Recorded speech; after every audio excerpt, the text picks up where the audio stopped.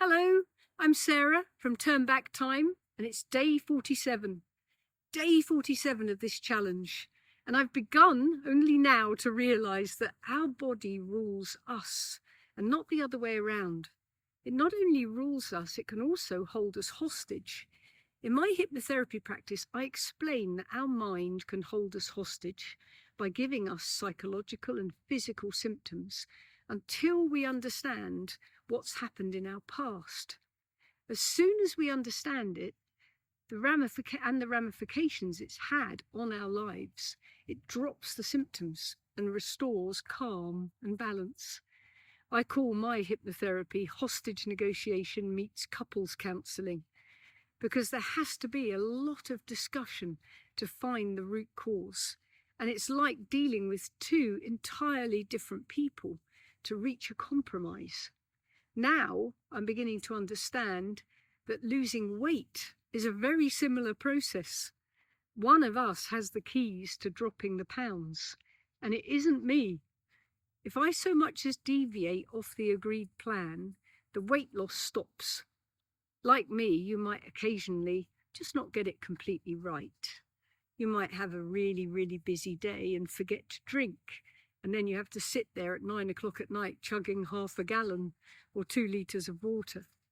You might only eat 7 or 8 blocks in a day, or you might reach for the less favourable foods in the fridge simply because you haven't been shopping for a while.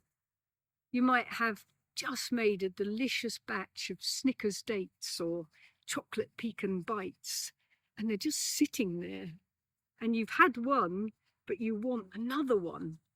And you know you can have another one, of course, but then you just have to go in search of some protein to balance it. Maybe you just can't be bothered and you think, well, one slightly unbalanced snack won't matter. But oh, it does. The next day, no weight loss, like a punishment. You might realise that you didn't balance something correctly the day before, and then no measurements descend either. Nothing dropped. And that's why I've provided the recipes in the Turn Back Time book and checked those calculations literally 100 times to be sure each recipe is exactly balanced. Because I've made so many errors myself along this journey, which you wouldn't think you could really when you're only generally counting to 3. I've also noticed that my body stops dropping weight if I just eat something it doesn't like. My body goes into freeze mode if I eat oats. It blows up my stomach like a balloon, obviously deliberately to scupper my measurements, and then it holds all the weight I've got at that point. And it's hardly as if I'm eating a lot of them, but I have in the past.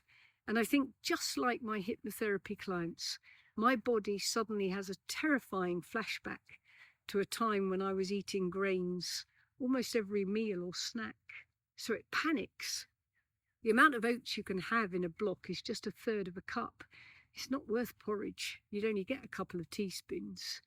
But I read that rolled oats contain GLA, gamma-linoleic acid, which is a very important good omega-6 fatty acid, which fuels the hormonal system and activates our metabolism. And we should have that at least a couple of times a week. Because of what it does, what it contributes to, it may even speed up weight loss too.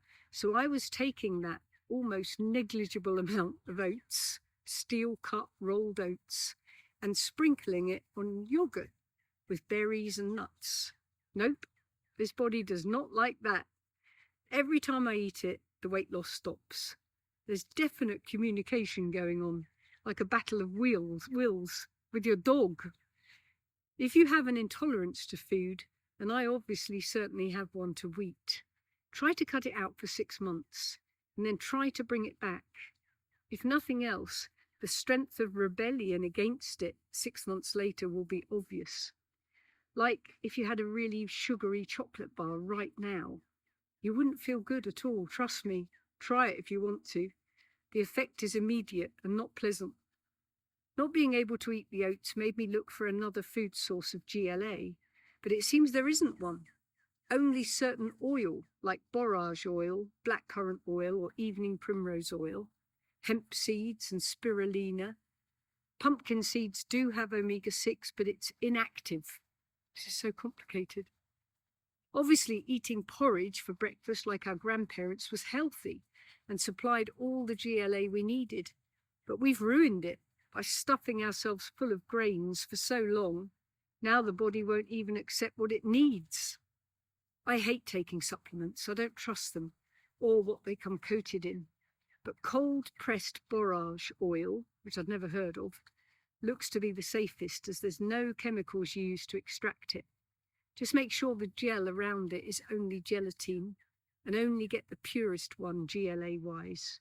Make sure it's PA and hexane free, and don't take more than 3,000 milligrams a day of GLA, or 3 grams. It might be better to stick to near a half that, as it can overload the liver. If you're suffering from menopause symptoms, it might be worth adding GLA into the mix to help balance your hormonal system naturally, as researchers believe it also reduces all inflammation. One study showed it eliminated rheumatoid arthritis in 6 weeks. It's definitely believed to be anti-aging.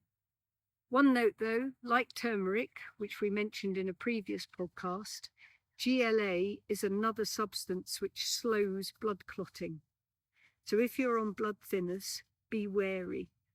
Or just move to the natural alternatives, which is quite obvious we should have been offered in the first place. I looked up disadvantages of GLA. It said too much road noise and a small cargo capacity. It seems there's a Mercedes GLA. I couldn't find any nutritional disadvantages at all. You might think, after me banging on about the dangers of omega-6 seed oils, that you shouldn't be taking any omega-6 at all. But the body needs a balanced ratio of omega-3 and omega-6 to function. It's just the seed oils allowed omega-6 to mount a takeover. So ditch the seed oil and find a source of GLA you can tolerate. I'm off to get some oil. I'm learning along with you. See you tomorrow.